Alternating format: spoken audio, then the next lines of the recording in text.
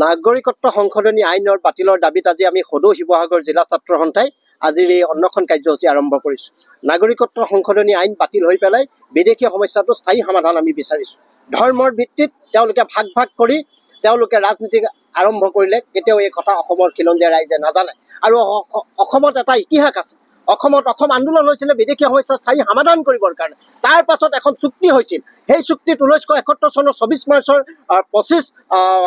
1971 চনৰ 24 মাৰ্চৰ 12 বজালৈকে অহা বিদেশীক ইয়াত মানি লোৱা হৈছিল। সেই সময়ত বুজাবুজি মাজত মানি লোৱা হৈছিল। পৰৱৰ্তী পৰ্যায়ত সেই চুক্তি লিখা আছে 1971 চনৰ 24 মাৰ্চৰ 12 বজাৰ পিছত অহা বিদেশী চিনাক্তকৰণ কৰি পেলাই বিদেশী বহিষ্কাৰ কৰাৰ কাৰণে তাত সেই অসম চুক্তিত হৈছে। অসম চুক্তিৰ জৰিয়তে ৰাষ্ট্ৰীয় নাগৰিকপঞ্জীৰ কাম ইতিমধ্যে ইয়াত চলি আছিল।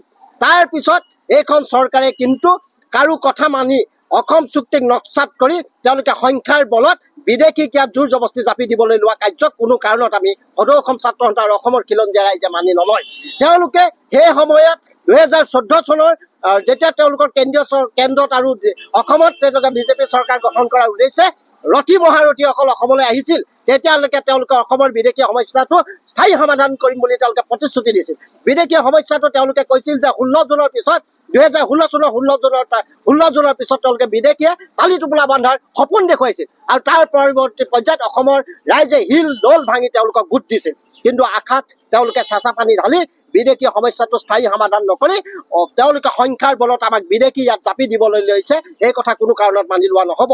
আমি অসমত সেই সময়ত অসমৰ যিসকল ৰাজনীতিবিদ তেওঁলোককো আমি সকীয়াই কৈছোঁ, তেওঁলোকৰ যেতিয়া বিৰোধীত থাকে তেতিয়াহ'লে অসমৰ সমস্যাবিলাক তেওঁলোকৰ কাৰণে সমস্যা হয়। আৰু যেতিয়া তেওঁলোকে শাসনলৈ আহে আমাৰ সমস্যাবিলাক সমাধান কৰাৰ বিপৰীতে তেওঁলোকে অসমৰ খিলঞ্জীয়া ৰাইজক লৈ পেলাই হেতালি খালে। এই হেতালি বন্ধ কৰিব লাগিব, নহ'লে কিন্তু সংগ্ৰামী সত্তাটো অসমৰ খিলঞ্জীয়া ৰাইজে তেওঁলোকক ৰজা পাতিবও পাৰে, ভাঙিবও পাৰে। তেওঁলোকে যোৱাকালি লাচিত বৰফুকনৰ প্ৰতিমূৰ্তি স্থাপন কৰিছে। তেওঁলোকে লাচিত বৰফুকনৰ যদি আদৰ্শৰে আগবাঢ়ি যাবলৈ যায়, আমাক সংগ্ৰামী সত্তাটো লাচিত বৰফুকনে আমাক সাহস দেখুৱাই গৈছে। সেই সময়ত মোগলক খেদিবৰ কাৰণে তেওঁ নিজৰ মোমাইকক কাটি পেলাই শিৰচ্ছেদ কৰি তেওঁলোকে মোমাইকতা তামুলী গড় বনাইছিল। আৰু আমি সেই আদৰ্শৰে আগবাঢ়ি যাওঁ। নৰেন্দ্ৰ মোদী আহিছে, কিন্তু তেওঁৰ সংগ্ৰামী সত্তাটোক নাইকিয়া কৰিবৰ কাৰণে এই অসমৰ মুখ্যমন্ত্ৰীগৰাকীয়ে ব্যৱস্থা গ্ৰহণ কৰিছে। তেওঁলোকে প্ৰশাসন যন্ত্ৰক লগাই দিছে।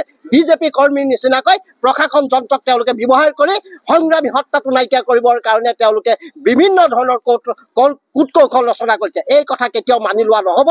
তেওঁলোকে যিমানেই সংগ্ৰামী সত্তাটো নাইকিয়া কৰিবলৈ যাব, তেওঁলোকৰ সংখ্যাৰ যিটো জোৰ, ৰজাঘৰীয়াৰ যিটো জোৰ, সেই জোৰ অসমৰ খিলঞ্জীয়া হাতত, সদৌ অসম ছাত্ৰ সন্থাৰ হাতত ওফৰাই দিম, এই কথা আজি স্পষ্ট কৰি দিছোঁ। আৰু সংগ্ৰামী সত্তাটোক আমি আগবঢ়াই নিবৰ কাৰণে আৰু আমাৰ যিবিলাক প্ৰাপ্য কেন্দ্ৰীয় চৰকাৰ, অসম চৰকাৰে যিবিলাক আমি পাওঁ, এই প্ৰাপ্যবিলাক যেতিয়ালৈকে আমাক নিদিব তেতিয়ালৈকে কিন্তু আমি এই ধাৰাবাহিকভাৱে আমি গণ আন্দোলন আগবঢ়াই নিবৰ কাৰণে আমি প্ৰস্তুত হৈ আছোঁ।